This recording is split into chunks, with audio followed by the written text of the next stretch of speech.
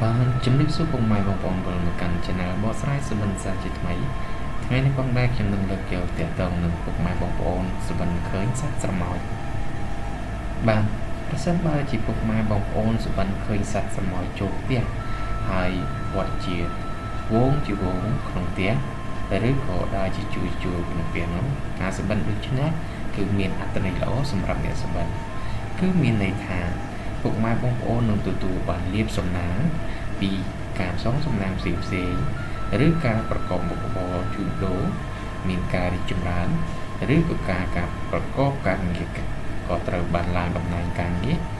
ចំណែកឯលេខសំណាងសម្រាប់អ្នកសុបិនវិញនោះគឺលេខ11